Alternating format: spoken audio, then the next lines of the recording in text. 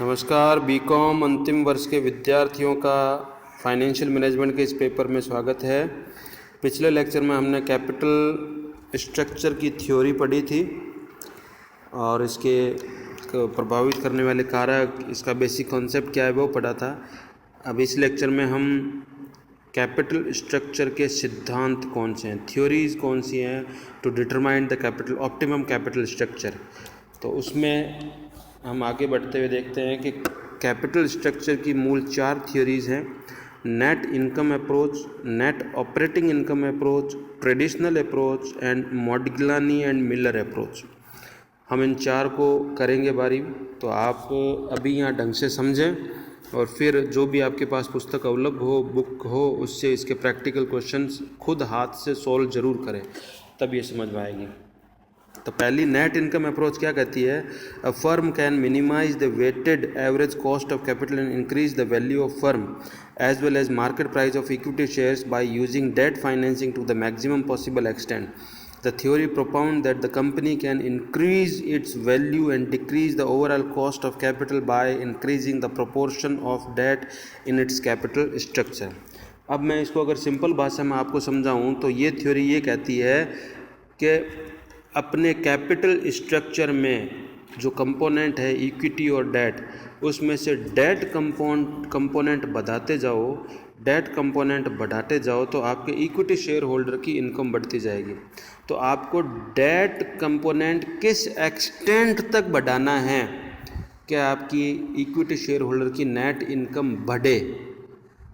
अगर बहुत ज़्यादा बढ़ाओगे तो फिर वो घटनी शुरू हो जाएगी। यानी ये क्या कहना चाह रहा है? ये कह रहा है using debt financing to maximum possible extent, यानी डेट कंपोनेंट जो है वो आप अपने फाइनेंसिंग में बढ़ाओ ताकि आपकी इक्विटी शेयर होल्डर की नेट इनकम बढ़े। अब ये क्यों बढ़ेगी, कैसे बढ़ेगी, ये समझने की बात है। हमारा कैपिटल स्ट्रक्चर का जो बेसिक स्ट्रक्चर है, फॉर्मूला है थ्योरी के हिसाब से, वो ये माना जाता है इक्विटी प्लस डिबेंचर। ठीक है। अब अगर आप सोचोगे तो इक्विटी क्या है? इक्विटी वो चीज़ है जो शेयर होल्डर को कंपनी में उसके शेयर के बराबर हक देती है, मालिकाना, यानी वो उस कंपनी का ओनर है और उसको प्रॉफिट और लॉस का भी हिस्सेदार बनना पड़ेगा। जबकि डिबेंचर क्या है? ऋण पत्र, वो तो एक उधार है, कंपनी ने निवेशक से उधार लिया है जो उसको ब्याज के साथ वापस लौटाना पड़ेगा। तो जब नेट इनकम ज़्यादा है, अच्छी इनकम हो रही है और उसमें अगर आप उधार लोगे तो क्या होगा? आपको ब्याज देना ज़्यादा पड़ेगा और ब्याज जो आप देते हो वो हमेशा इनकम टैक्स में छूट दिलाता है। तो यहाँ कॉन्सेप्ट ये है कि आप डेट कंपोनेंट को बढ़ाओ, उससे आपका क्या बढ़ेगा? इंटरेस्ट। क्या बढ़ेगा? इंटरेस्ट। और इस इंटरेस्ट से आपको क्या मिलेगी? टैक्स में क्या मिलेगी?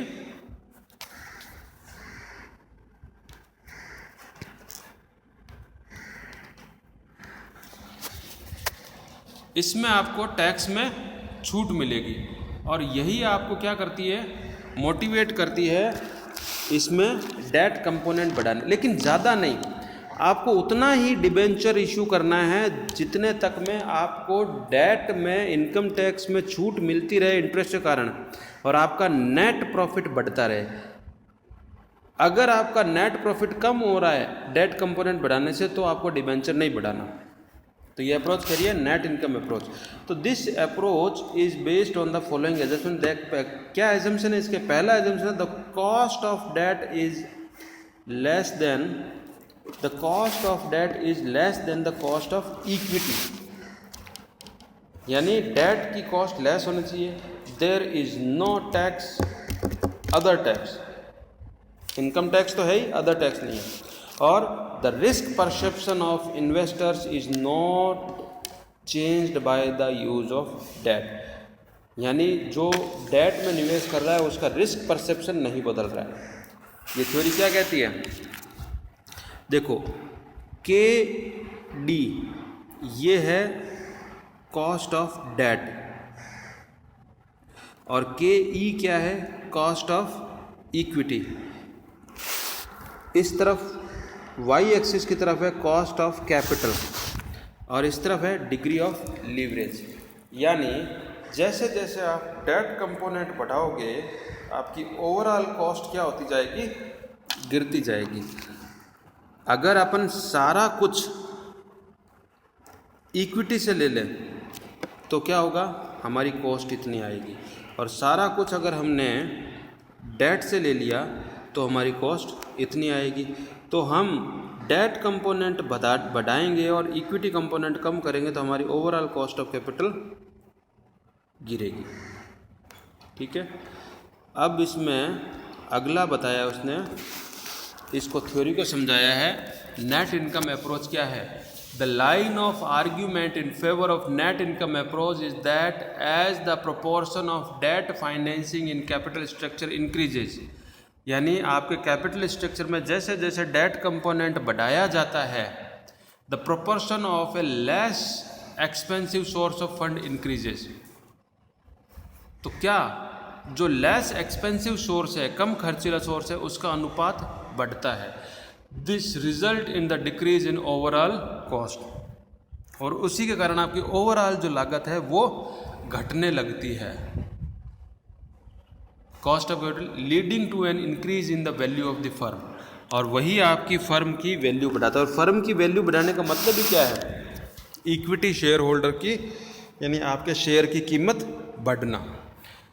तो the total market value of firm on the basis of net income approach can be ascertained as below V equals to S plus D। यानी V क्या है? Total market value of the firm. S क्या है? Market value of equity shares, यानी earning available to equity share holder बटा equity capitalization rate. और D क्या है? Market value of debt. And overall cost of capital और weightage average cost of capital can be calculated by K0 बराबर EBIT बटा V। यानी मुख्य formula क्या हुआ? मुख्य फार्मूला तो है ये, यानी EBIT earning before interest and tax में आपको किसका डिवाइड करना है? वैल्यू का। और वैल्यू का फार्मूला क्या है? मार्केट वैल्यू ऑफ S यानी equity share and market value of D यानी डिबेंचर। इनकी वैल्यू निकाल के आप इस फार्मूले में पुट करोगे और KO निकालोगे। अब यहाँ एक एग्जांपल से समझाया इसने। Net income approach, X limited is expecting an annual EBIT of ₹1 lakh. यानी एक कंपनी है, उसकी annual EBIT earning before interest and tax कितना है? 1 लाख। यानी ऑपरेटिंग प्रॉफिट कितना है? 1 lakh. The company has ₹4 lakh in 10% debenture. Company ने 4 लाख रुपए उठा रखे हैं 10% डिबेंचर पर। The cost of equity capital और कैपिटलाइजेशन रेट इज 12.5%। यानी 12.5% तो हो गया कॉस्ट ऑफ इक्विटी और 10% हो गया कॉस्ट ऑफ डेट। तो you are required to calculate the total value of the firm according to the net income approach. अब यहाँ देखो इसने क्या बताया है, थोड़ा ये जूम ज़्यादा हो गया, लेकिन फिर भी आप देखें नेट इनकम EBIT कितना है? 1 लाख रुपए। 1 लाख में आपको सबसे पहले क्या देना पड़ेगा? इंटरेस्ट यानी ब्याज। तो 4 लाख का 10% से कितना हो गया ब्याज? 40,000। तो 40,000 रुपये ब्याज के गए। फिर हो गया ये earning before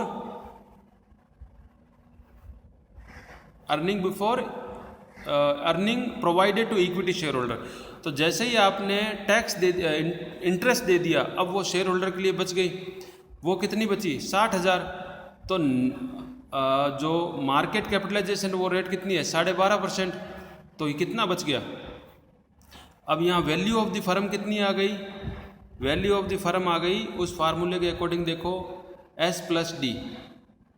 S plus D, ये D की वैल्यू आ गई 4 लाख और इक्विटी की वैल्यू होगी 4,80,000।